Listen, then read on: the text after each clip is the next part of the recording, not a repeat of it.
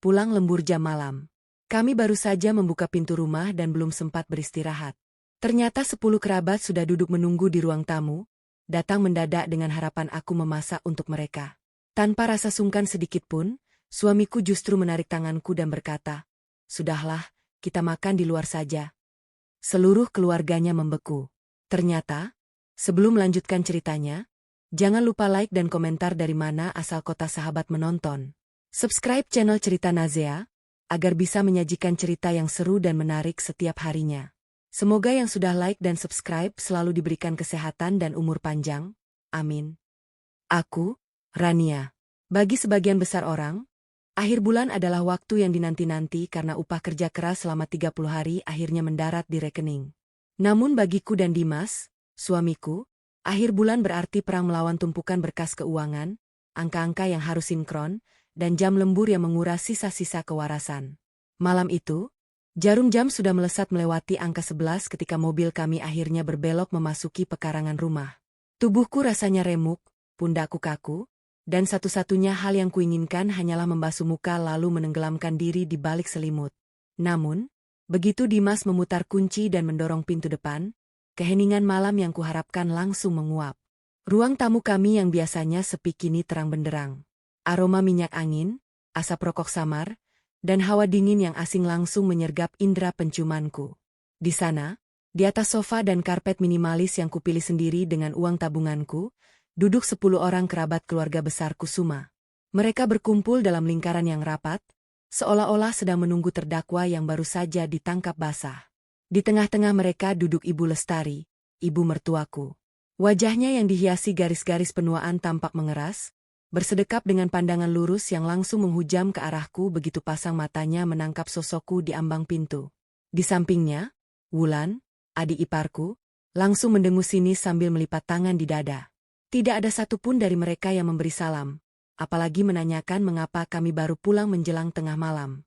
"Bagus ya, jam segini baru punya jalan pulang." Suara Ibu Lestari memecah kesunyian, dingin dan penuh penekanan. Dimas menghela napas panjang. Langkahnya maju 1 jengkal di depanku, mencoba menjadi tameng. "Ibu, ada apa ini ramai-ramai ke rumah tanpa memberitahu Dimas dulu? Kami baru saja selesai lembur, Bu." Rania juga sangat lelah. "Lelah?" Wulan menimpali dengan tawa remeh yang memekakkan telinga. "Lembur apa yang bikin perempuan pulang hampir tengah malam? Mas? Lagi pula, capeknya orang kerja di ruangan ber-AC duduk manis di depan laptop. Itu seberapa sih dibanding kami yang sudah menunggu berjam-jam di sini?" Kalimat Wulan memicu gumaman setuju dari paman dan bibi yang hadir. Rasanya ada batu besar yang mendadak menyumbat tenggorokanku. Ruangan ber-AC. Mereka tidak tahu bagaimana kepalaku hampir pecah menyusun strategi audit, menghadapi omelan klien, dan memastikan tidak ada 1 sen pun dana perusahaan yang meleset. Mereka hanya melihat kenyamanan luar, lalu dengan mudahnya menghakimi harga diriku sebagai seorang pekerja. Ibu Lestari berdiri dari duduknya, merapikan selendangnya dengan gerakan yang sengaja dibuat anggun namun mengintimidasi. Ia melangkah mendekatiku, mengabaikan keberadaan putranya sendiri. "Rania, karena kamu sudah pulang, cepat masuk dapur. Masak makan malam untuk seluruh keluarga yang ada di sini. Buatkan sesuatu yang layak. Ini bentuk biar kamu tahu aturan bagaimana cara menghormati keluarga suami. Jangan mentang-mentang sudah bisa cari uang sendiri, kamu lupa kodratmu sebagai menantu." Aku tertegun. Kulit telapak tanganku yang masih terasa dingin karena AC mobil mendadak bergetar. Memasak untuk 10 orang dalam kondisi fisik yang berada di titik nadir, ini bukan lagi tentang meminta bantuan. Ini adalah sebuah penundukan. Ini adalah cara Ibu Lestari untuk menegaskan kekuasaannya, untuk mencambuku dengan narasi kepatuhan yang usang di depan seluruh kerabatnya. Aku menatap mata Ibu Lestari, mencari sedikit saja empati seorang sesama perempuan. Namun yang kutemukan hanyalah kepuasan melihatku tersudut. "Bu," suaraku bergetar. Mencoba sekuat tenaga untuk tetap sopan meski air mata kemarahan sudah mendesak di sudut kelopak mataku.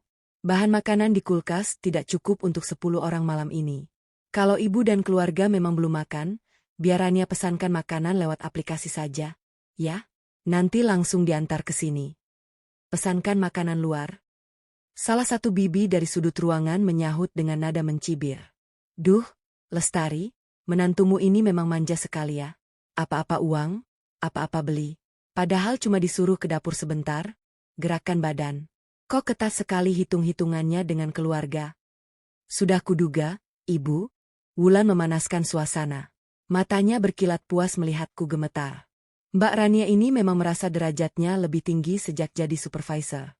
Jangankan mengurus dapur, menghargai ibu sebagai mertuanya saja sepertinya dia sudah tidak sudi. Kata-kata Wulan bagai bensin yang disiram ke atas bara api. Ruang tamu itu mendadak bising oleh bisik-bisik penghakiman. Aku mengepalkan tangan di sisi paha, menahan diri agar air mata ini tidak tumpah. Aku tidak boleh menangis di depan mereka. Menangis berarti mengaku kalah, dan aku tidak bersalah. Tepat saat Ibu Lestari membuka mulutnya untuk melayangkan makian yang lebih tajam, sebuah tangan yang kokoh dan hangat menggenggam jemariku yang gemetar. Itu tangan Dimas. Genggamannya begitu erat, menyalurkan kekuatan yang seketika meruntuhkan rasa sunyiku. Dimas melangkah maju memotong jarak antara aku dan ibunya. Wajah suamiku yang biasanya tenang kini mengeras, rahangnya terkatup rapat dengan urat-urat leher yang menegang. Cukup, kata Dimas. Suaranya tidak tinggi, namun getaran rendah di dalamnya sanggup membungkam seluruh ruangan seketika. Cukup menghina istriku. Dimas, kamu berani membentak ibu demi perempuan ini? Suara Ibu Lestari meninggi. Wajahnya memerah karena terkejut atas pembangkangan putranya. Dimas tidak membentak ibu, tapi Dimas tidak akan membiarkan siapapun, termasuk ibu dan Wulan, menginjak-injak harga diri Rania di rumah ini, ujar Dimas tegas. Matanya menatap ibunya tanpa ragu sedikit pun. Rania bekerja keras dari pagi sampai malam untuk membantu Dimas membangun masa depan kami. Dia bukan pelayan yang bisa ibu perintah sesuka hati hanya untuk pamer kekuasaan di depan kerabat. Sebelum Ibu Lestari sempat membalas, Dimas langsung menarik tanganku dengan lembut namun pasti. Ia membalikan tubuh kami berdua menuju pintu keluar yang bahkan belum sempat tertutup rapat. Kami pergi makan di luar. Dan kalau saat kami kembali nanti rumah ini belum sepi, jangan salahkan Dimas kalau Dimas yang akan meminta semua orang keluar dari rumah ini. Ucap Dimas lantang tanpa menoleh lagi ke belakang. Di belakang kami, jeritan kemarahan Ibu Lestari dan teriakan histeris Wulan yang meneriakiku sebagai istri pembangkang menggema membelah malam. Namun di bawah langit malam yang dingin, saat pintu mobil ditutup dan Dimas menggenggam tanganku erat di atas kemudi, aku tahu perang yang sesungguhnya baru saja dimulai. Suasana di dalam mobil terasa begitu sunyi, hanya menyisakan deru mesin dan detak wiper yang menyapu rintik gerimis tipis di kaca depan. Di sebuah kedai 24 jam pinggir jalan, kami berdua duduk menghadap dua mangkuk mie instan yang uapnya perlahan menghilang. Aku tidak selera makan. Begitu pula Dimas. Ia hanya mengaduk-aduk makanannya dengan pandangan kosong. Genggaman tangannya di ruang tamu tadi masih menyisakan kehangatan yang menjagaku agar tidak runtuh. Namun aku tahu, hati Dimas adalah yang paling terluka malam ini. Melawan ibu kandung demi membela istri bukanlah pilihan yang mudah bagi laki-laki manapun. Maafkan ibu ya, Rania. Suara Dimas memecah keheningan, terdengar begitu serak dan syarat akan beban berat yang bergelayut di pundaknya. Aku tidak tahu mereka akan senekat itu datang dan memperlakukanmu seperti tadi. Aku meraih jemarinya, meremasnya pelan. Ini bukan salahmu, Dim. Aku hanya tidak habis pikir kenapa mereka begitu membenciku. Apa salahku sampai bekerja mencari nafkah pun dianggap sebagai dosa besar? Dimas tidak menjawab. Ia hanya menghela napas panjang, sebuah isyarat bahwa ada labirin rumit di dalam keluarga Kusuma yang belum sepenuhnya kupahami.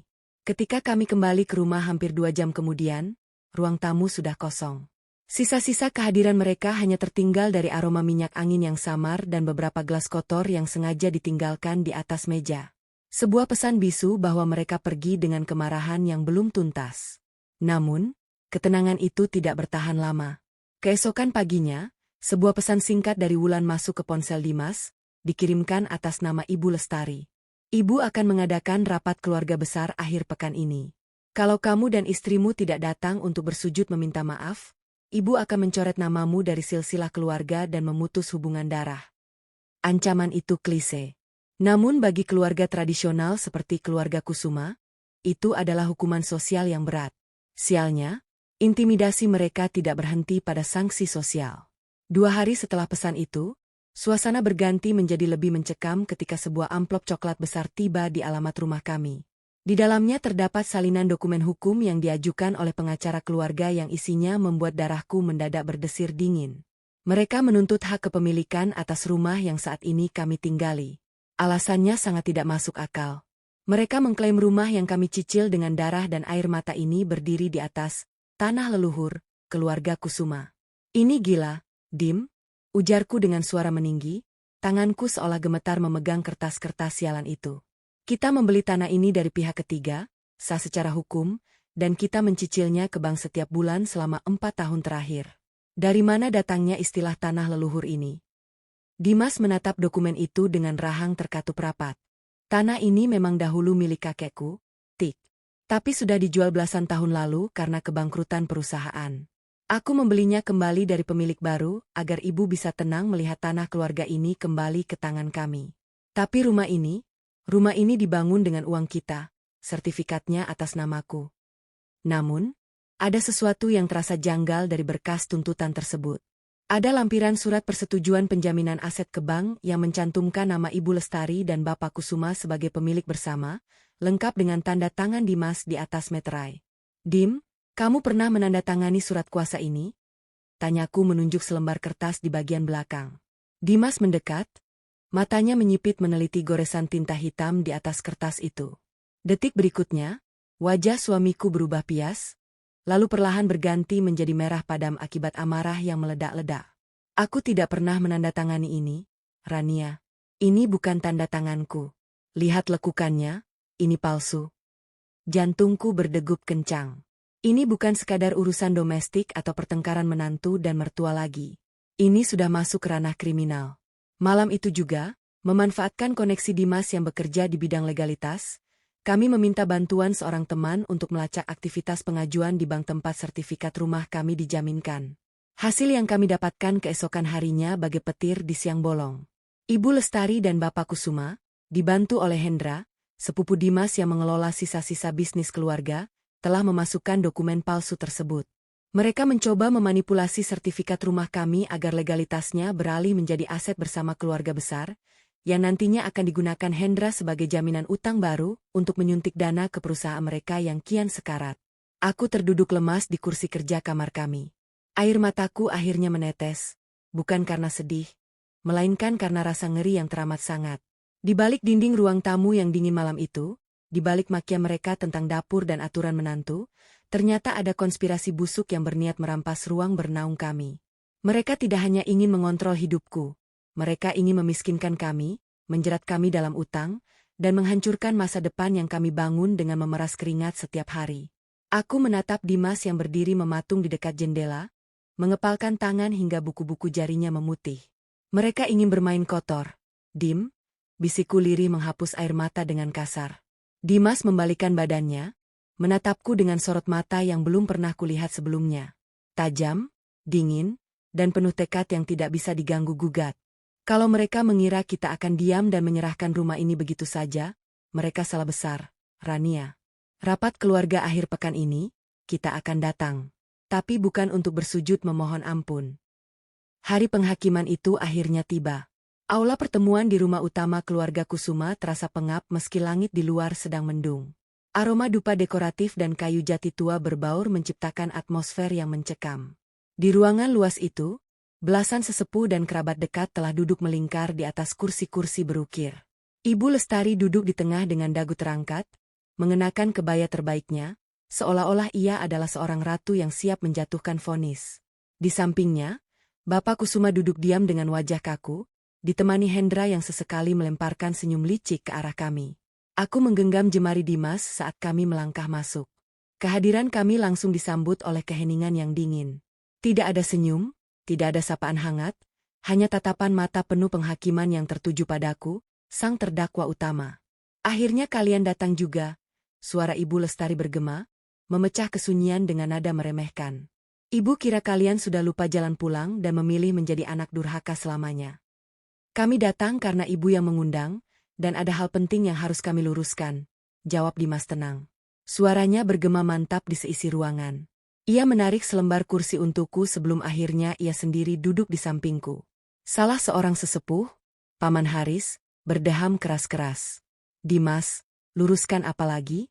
Kelakuan istrimu ini sudah melampaui batas adat keluarga kita. Berani menolak perintah mertua, pulang larut malam, dan sekarang kamu malah membelanya mati-matian. Ingat Dimas, sejak perempuan ini masuk ke dalam keluarga kita, bisnis keluarga terus-terusan sial, berantakan. Kata, sial, itu menghantam dadaku seperti godam. Aku mengepalkan tangan di balik meja. Selama 4 tahun pernikahan kami, narasi ini selalu berbisik di latar belakang. Namun, baru kali ini diteriakkan begitu telanjang di depan forum formal. Paman benar? Wulan menyahut dari barisan belakang. Matanya berkilat puas. Kalau saja Mas Dimas dulu jadi menikah dengan Kirana, keluarga kita tidak akan jatuh miskin seperti ini. Kirana itu anak pengusaha kaya, terpandang, dan tahu cara memperlakukan keluarga besar. Tidak seperti perempuan ini, pembawa sial yang cuma tahu cara menghabiskan uang Mas Dimas. Air mataku hampir tumpah mendengar penghinaan yang bertubi-tubi itu. Aku dijadikan kambing hitam atas kemunduran finansial mereka. Dipersalahkan atas hancurnya sebuah masa lalu yang bahkan aku tidak terlibat di dalamnya. Nama Kirana dilemparkan ke wajahku bagai sebuah standar emas yang selamanya tidak akan pernah bisa kucapai. Aku melirik Dimas, bersiap jika suamiku akan meledak marah. Namun di luar dugaanku, Dimas justru tersenyum. Sebuah senyuman dingin yang membuat bulu kuduku meremang. Oh, jadi ini alasan utamanya? Karena Kirana? Dimas berdiri perlahan, memandangi satu persatu wajah kerabat yang ada di sana. Bertahun-tahun kalian menyudutkan Rania, menyebutnya pembawa sial, dan memuja-muja Kirana seolah dia adalah dewi penyelamat yang gagal aku miliki. Kalian pikir aku membatalkan pernikahan itu karena ego? Ibu Lestari menggebrak meja. Dimas, jaga bicaramu. Pembatalan sepihak yang kamu lakukan seminggu sebelum acara itu yang membuat perusahaan ayahmu kehilangan kontrak besar dan runtuh. Kamu menghancurkan masa depan keluarga demi perempuan miskin ini. Bukan aku yang menghancurkan masa depan keluarga ini, Bu. Tapi keserakahan kalian sendiri, ujar Dimas tenang. Ia merogoh saku jasnya, mengeluarkan sebuah perekam suara digital berukuran kecil, lalu meletakkannya di tengah meja kayu jati tersebut. Dengan satu tekanan jari, sebuah rekaman audio mulai berputar. Suara di dalam rekaman itu agak kresek-kresek, namun sangat jelas milik Bapak Kusuma dan Hendra dari kejadian 5 tahun lalu. Begini, kita tidak bisa membatalkan pernikahannya, Hendra. Masa bodoh kalau Kirana pakai narkoba atau tidur dengan laki-laki lain di klub malam. Yang penting tanda tangan kontrak pasokan bahan bangunan dengan ayahnya cair minggu depan. Kalau Dimas tahu, suruh dia tutup mata saja demi keluarga. Suara Bapak Kusuma terdengar jelas di rekaman itu. Kemudian terdengar suara Hendra. Tenang, Pak. Dimas itu anak penurut. Kita bungkus saja pernikahan ini dengan alasan bakti pada orang tua. Uang dari ayah Kirana bisa kita pakai buat nutupin bolongnya kas kita. Audio itu berhenti. Seketika ruangan besar itu mendadak sunyi senyap seperti kuburan.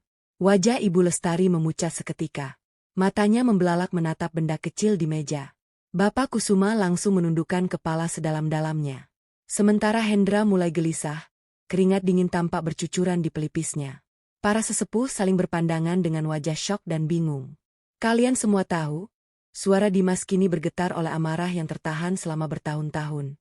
Ibu, ayah, dan Hendra tahu persis kelakuan Kirana saat itu. Kalian tahu dia terlibat narkoba dan perselingkuhan, tapi kalian tetap memaksaku menjual harga diriku sebagai laki-laki demi uangnya. Dan saat aku memilih menyelamatkan hidupku, kalian menjadikan Rania sebagai kambing hitam atas kebangkrutan yang kalian ciptakan sendiri.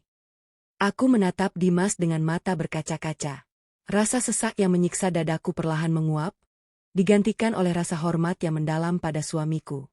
Dia telah menyimpan duri ini sendirian demi menjaga nama baik orang tuanya. Namun hari ini, demi melindungiku, dia meruntuhkan dinding kebohongan itu berkeping-keping. Jangan pernah lagi ada yang berani menyebut istriku pembawa sial, ancam Dimas. Tatapannya menghunjam tajam ke arah Wulan dan Ibu Lestari yang kini mati kutu. Sidang keluarga ini selesai, dan mulai detik ini aturan di rumah kami adalah aturan kami, bukan aturan kalian. Keheningan setelah badai di ruang sidang keluarga itu tidak serta-merta membawa kedamaian. Sebaliknya, atmosfer di sekitar kami justru terasa makin pekat dan mencekam. Rahasia besar yang dibongkar Dimas sukses membungkam mulut besar Wulan dan meruntuhkan kegagahan palsu Ibu Lestari untuk sementara waktu. Namun, aku tahu karakter keluarga Kusuma. Orang-orang seperti mereka tidak akan pernah menerima kekalahan begitu saja. Mereka hanya sedang mundur selangkah untuk menyusun siasat yang lebih licik. Di tengah situasi yang penuh ketegangan itu, sebuah kejutan besar kembali menghantam kami. Kota kecil ini mendadak gempar oleh kabar kembalinya Kirana, wanita yang namanya sempat menjadi momok di masa lalu. Ia kini datang bukan lagi sebagai gadis manja pengingat luka lama. Ayahnya telah tiada, dan Kirana kembali sebagai pemilik tunggal sekaligus direktur utama dari perusahaan bahan bangunan raksasa peninggalan mendiang ayahnya. Kabar itu langsung menyulut kepanikan massal di kediaman Ibu Lestari. Kudengar dari desas-desus kerabat, keluarga Kusuma ketakutan setengah mati. Mereka mengira Kirana datang membawa dendam kesumat masa lalu untuk menghancurkan sisa-sisa bisnis mereka yang sudah di ujung tanduk. Gosip pun mulai liar berembus. Bahkan beberapa rekan kerja di kantorku mulai berbisik-bisik, memandangku dengan tatapan kasihan.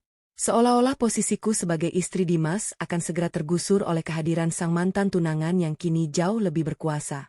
Hingga pada suatu sore yang diguyur hujan lebat, sebuah pesan dari nomor tidak dikenal masuk ke ponselku. Sebuah ajakan untuk bertemu secara empat mata di sebuah sudut kafe privat di pinggiran kota. Pesan itu ditutup dengan satu nama yang membuat jantungku sempat berhenti berdetak. Kirana.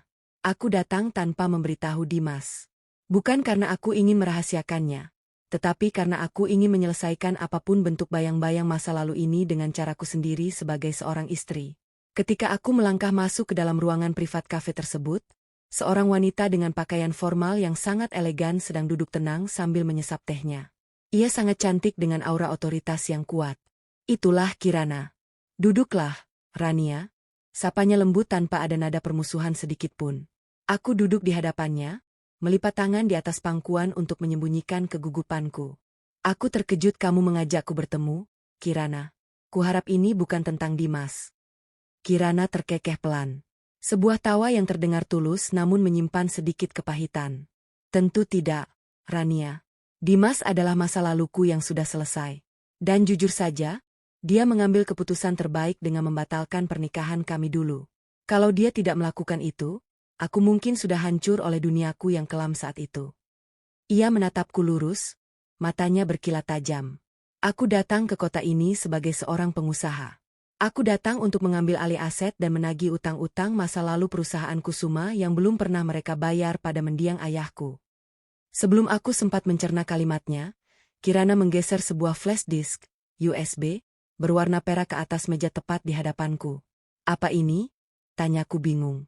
Itu adalah kunci untuk membebaskanmu dan Dimas dari jerat beracun mereka, jawab Kirana tenang. Aku tahu keluarga Kusuma menjadikanku alasan untuk membencimu selama bertahun-tahun. Mereka bilang kebangkrutan mereka karena pembatalan pernikahanku dengan Dimas. Bukan. Itu omong kosong. Kirana memajukan tubuhnya. Suaranya merendah namun penuh penekanan.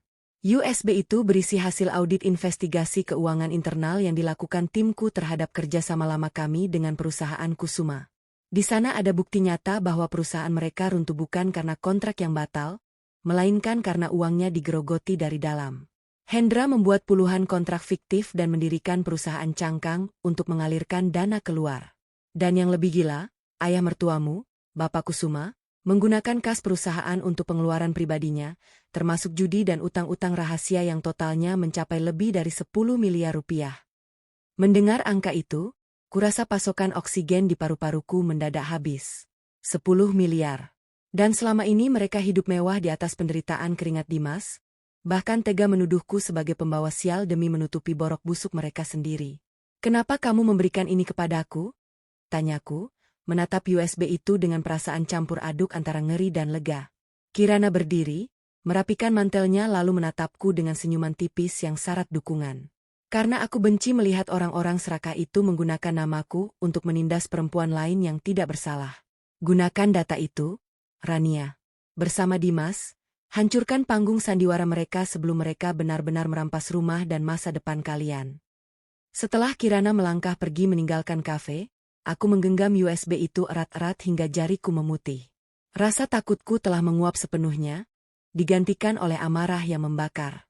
Senjata pamungkas kini sudah berada di tanganku, dan aku tidak akan ragu untuk menarik pelatuknya. Hari itu, ruang rapat utama di kantor pusat perusahaan keluarga Kusuma terasa seperti ruang eksekusi. Ibu Lestari duduk di kursi hulu meja konferensi, dikelilingi oleh para pemegang saham, sesepuh, dan tentu saja Hendra serta Wulan yang duduk dengan dagu terangkat. Mereka sengaja mengagendakan rapat besar ini dengan dalih penyelamatan aset perusahaan, yang sebenarnya merupakan kedok untuk meresmikan penyitaan rumah kami menggunakan dokumen palsu yang telah mereka persiapkan. Aku dan Dimas melangkah masuk tanpa ekspresi. Begitu kami duduk, hawa permusuhan langsung terasa pekat. Karena semua sudah berkumpul, kita mulai saja. Hendra membuka suara dengan nada sok berkuasa, merapikan jasnya yang tampak mahal. Dimas, posisi keuangan perusahaan sedang kritis. Sebagai anak tertua, sudah kewajibanmu menyerahkan sertifikat rumah di tanah leluhur itu untuk menjadi jaminan bank. Jangan biarkan egomu atau hasutan istrimu menghancurkan silsilah keluarga kita. Ibu Lestari mengangguk anggun, memasang wajah sendu yang biasa ia gunakan untuk memancing simpati. Ibu hanya ingin yang terbaik untuk kita semua, Dimas. Ibu sudah cukup menderita menahan malu akibat ulah kalian. Tolong, jadilah anak yang berbakti. Aku melirik Dimas. Suamiku tidak membalas dengan amarah. Ia hanya tersenyum tipis, lalu mengeluarkan sebuah laptop dan menghubungkannya ke proyektor besar di ujung ruangan. Di tangannya, USB perak pemberian Kirana telah terpasang rapat. Kalian benar. Hari ini adalah tentang menyelamatkan apa yang tersisa, ujar Dimas tenang. Namun suaranya sanggup menghentikan bisik-bisik di sekitar meja. Tapi yang harus diselamatkan bukan perusahaan yang sudah digerogoti oleh tikus-tikus di ruangan ini, melainkan kebenaran. Layar proyektor mendadak menyala, menampilkan grafik aliran dana, bagan perusahaan cangkang, dan baris-baris angka audit independen. Wajah Hendra yang semula kemerahan mendadak berubah pias seketika saat nama perusahaan fiktif miliknya terpampang besar-besar di layar. Apa-apaan ini? Hendra berteriak mencoba berdiri untuk mematikan proyektor. Namun Dimas menatapnya dengan sorot mata yang begitu dingin hingga membuat sepupu licik itu tertahan di kursinya. Itu adalah data aliran dana korupsi yang kamu lakukan selama 5 tahun terakhir, Hendra. Suaraku memecah keheningan, mengalir tanpa ada setitik pun keraguan. Kamu mendirikan perusahaan cangkang untuk menguras kas Kusuma Group. Dan lihat angka di bawahnya, itu adalah catatan pengeluaran pribadi Bapak Kusuma yang mencapai 10 miliar rupiah untuk utang judi dan gaya hidup mewah. Kontrak Kirana di masa lalu sama sekali tidak ada hubungannya dengan kebangkrutan ini. Kalian yang menghancurkannya dari dalam. Ruangan itu seketika riuh oleh kasak-kusuk para sesepuh yang terkejut. Bapak Kusuma langsung menyembunyikan wajahnya di balik kedua telapak tangan. Tubuhnya bergetar hebat. Belum sempat Ibu Lestari menyanggah, Dimas menekan tombol berikutnya. Layar berganti menampilkan salinan surat kuasa penjaminan aset rumah kami bersanding dengan analisis forensik tanda tangan yang membuktikan adanya pemalsuan secara digital. Dan ini, suara Dimas meninggi, bergema penuh penekanan, adalah bukti konspirasi tingkat rendah yang melibatkan ibu, ayah, dan Hendra untuk memalsukan tanda tanganku demi merampas rumah yang aku dan Rania bangun dengan keringat kami sendiri. Ini adalah tindakan kriminal. Pengacaraku sudah bersiap di luar untuk menyerahkan berkas ini ke kepolisian jika rapat ini tidak berjalan dengan semestinya. Mendengar kata kepolisian, pertahanan keluarga itu runtuh berantakan. Wulan yang duduk di sudut ruangan mendadak menangis histeris. Wajahnya dipenuhi ketakutan yang teramat sangat. Aku tidak ikut-ikut, Mas. Aku bersumpah. Wulan meratap di sela tangisnya, menunjuk-nunjuk ibunya sendiri. Semua itu perintah ibu. Ibu yang menyuruhku membuat akun palsu di media sosial, menyebarkan fitnah tentang Mbak Rania di grup WhatsApp keluarga dan rekan kerjanya. Ibu yang bilang kita harus menghancurkan reputasi Mbak Rania agar opini publik menyudutkannya dan membuat Mas Dimas menceraikannya. Aku cuma menuruti kata ibu. Topeng ibu bijak yang menderita, yang selama puluhan tahun dipakai Ibu Lestari, runtuh seketika di depan seluruh keluarga besar Kusuma. Wajahnya yang semula anggun kini menegang pucat pasi dan syarat akan guratan frustrasi karena kehilangan kendali. Tidak ada lagi wibawa, tidak ada lagi kebanggaan. Yang tersisa hanyalah seorang wanita tua yang haus kekuasaan dan gengsi semu. Cukup Wulan, diam kamu, teriak Ibu Lestari. Suaranya melengking frustrasi. Ia menatap Dimas dengan mata membelalak. Ibu melakukan semua ini demi kamu, Dimas, demi menjaga kehormatan keluarga kita. Ibu tidak mau kamu dikontrol oleh perempuan asing ini. Dimas menarik napas panjang, sebuah helaan napas yang syarat akan rasa kecewa yang teramat dalam terhadap wanita yang telah melahirkannya. Ia berjalan perlahan mendekati ibunya. Dari jari manisnya, Dimas melepas sebuah cincin emas kuno dengan permata zamrud, cincin pusaka turun-temurun keluarga Kusuma yang diberikan Ibu Lestari saat kami menikah. Tuk. Dimas meletakkan cincin itu di atas meja, tepat di hadapan ibunya. Ibu tidak pernah memikirkan kehormatan keluarga. Ibu hanya terobsesi pada ego dan kontrol atas hidupku, kata Dimas dengan nada bicara yang teramat pelan. Namun justru terasa jauh lebih menyakitkan daripada sebuah bentakan. Hari ini Dimas kembalikan cincin ini. Bersamaan dengan ini, seluruh ikatan kepatuhan buta yang selama ini ibu tuntut dariku sudah selesai. Aku berdiri di samping Dimas, menggenggam erat tangannya saat kami berbalik dan melangkah keluar dari ruangan itu. Di belakang kami, suara tangisan Wulan dan teriakan histeris Ibu Lestari yang memanggil nama Dimas tidak lagi sanggup membuat kami menoleh. Panggung sandiwara mereka telah runtuh, dan mereka kini terjebak di bawah puing-puingnya sendiri. Runtuhnya panggung sandiwara di ruang rapat hari itu menyisakan gelombang kehancuran yang tak lagi bisa dibendung oleh keluarga Kusuma. Bukti audit investigatif dari Kirana serta analisis forensik atas pemalsuan tanda tangan Dimas menjadi senjata hukum yang mematikan. Menghadapi ancaman pidana yang nyata, Hendra akhirnya berlutut kalah. Ia didepas secara tidak hormat dari jabatannya dan dipaksa mengembalikan seluruh aset yang telah ia jarah melalui perusahaan cangkangnya demi menghindari jeruji besi. Sementara itu, Bapak Kusuma harus menerima kenyataan pahit kehilangan seluruh hak kendali atas sisa-sisa korporasi yang ia banggakan.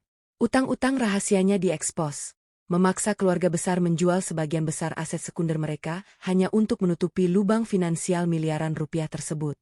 Di atas semua kekacauan itu, rumah kami, istana kecil yang kami bangun dengan peluh dan air mata, berhasil diamankan secara hukum. Surat tuntutan tanah leluhur itu resmi dibatalkan oleh pengadilan, menjadikannya mutlak milikku dan Dimas tanpa ada satupun celah yang bisa mereka usik lagi. Dimas mengambil keputusan paling berani dalam hidupnya dengan keluar total dari lingkaran bisnis keluarga. Ia menolak semua tawaran rekonsiliasi semu yang diajukan para sesepuh. Dari sebuah ruangan kecil yang kami sewa di sudut kota, Dimas membangun kantor konsultan hukum dan finansialnya sendiri dari nol. Tanpa nama besar Kusuma di belakangnya, ia merangkak mengetuk pintu klien satu persatu. Namun, aku belum pernah melihat suamiku sebahagia ini. Beban berat yang bertahun-tahun menggelayuti pundaknya seolah menguap, digantikan oleh binar kebebasan yang sah. Aku sendiri tetap melanjutkan karierku sebagai supervisor. Kini aku melangkah ke kantor setiap pagi dengan kepala tegak, tanpa ada lagi rasa cemas akan gosip miring atau akun-akun palsu bentukan Wulan yang mencoba merusak reputasiku. Di lingkungan kerja, integritas dan hasil kerjaku berbicara lebih keras daripada semua fitnah yang pernah mereka tebarkan. Hidup kami perlahan-lahan kembali ke ritme yang semestinya, tenang, damai, dan penuh kendali atas diri kami sendiri. 3 bulan setelah badai itu berlalu, sebuah taksi berhenti di depan pagar rumah kami pada suatu sore yang cerah. Dari balik jendela kaca ruang tamu, aku melihat sesosok wanita tua turun dengan langkah yang lambat dan gemetar. Itu Ibu Lestari. Tidak ada lagi kebaya sutra mewah atau selendang yang biasa ia pamerkan. Ia hanya mengenakan pakaian sederhana dengan rambut beruban yang dibiarkan terikat seadanya. Wajahnya yang dahulu selalu mendongak angkuh kini tampak layu, dipenuhi garis-garis penyesalan dan kesepian yang mendalam. Sejak kejatuhan finansial dan pengakuan Wulan, keluarga besar perlahan menjauhinya. Mereka yang dahulu memuja kini balik mencibirnya sebagai dalang di balik runtuhnya kehormatan Kusuma. Dimas berjalan ke arah pintu dan aku berdiri tepat di sampingnya, menggenggam lengannya lembut. Ketika pintu dibuka, Ibu Lestari tersentak. Ia menatap putranya dengan sepasang mata yang berkaca-kaca, sepasang mata yang kini kehilangan taji, kekuasaan, ataupun kesombongan. Dimas. Suaranya bergetar nyaris berupa bisikan yang tertahan di tenggorokan. Ibu merindukanmu, nak. Ia melirik ke arahku. Ada keraguan yang besar di tatapannya sebelum ia perlahan menundukkan kepala di hadapanku. Rania, maafkan ibu salah. Aku menatap wanita di depanku dengan rasa iba. Namun, tidak ada lagi rasa takut ataupun dendam di dalam hatiku. Luka yang ia goreskan terlalu dalam untuk dilupakan begitu saja. Tetapi aku sudah berdamai dengan kenyataan bahwa ia tidak akan pernah bisa menjadi ibu mertua yang kuimpikan. Dimas menatap ibunya lama. Ada kesedihan di matanya, namun sorot matanya tetap kokoh, tidak lagi goyah oleh manipulasi emosional. Dimas sudah memaafkan ibu jauh sebelum ibu datang ke sini, kata Dimas lembut, namun ada batas transparan yang tegas dalam intonasinya. Tapi Dimas tidak bisa kembali seperti dulu. Rumah ini adalah ruang bagi kehidupan baru Dimas dan Rania. Kami mendoakan kesehatan ibu dari sini. Ibu Lestari tertegun. Ia menyadari bahwa pintu maaf mungkin terbuka, namun kedekatan dan kepatuhan buta yang dahulu ia miliki telah musnah. Terbakar oleh obsesinya sendiri pada gengsi dan kendali semu. Dengan air mata yang perlahan menetes di pipinya yang keriput, ia mengangguk pelan, menyadari harga mahal yang harus ia bayar karena telah menghancurkan hubungan dengan anak kandungnya sendiri. Saat taksi yang membawanya pergi perlahan menghilang di ujung jalan, Dimas berbalik menatapku. Ia menarikku ke dalam pelukannya, mengecup keningku lama di bawah semburat cahaya senja yang hangat. Hubungan yang dahulu retak akibat ambisi dan tekanan keluarga kini telah rekat kembali, mengkristal menjadi fondasi yang tak tergoyahkan. Kami telah melewati malam paling pekat, dan kini fajar baru yang kami miliki adalah mutlak milik kami berdua.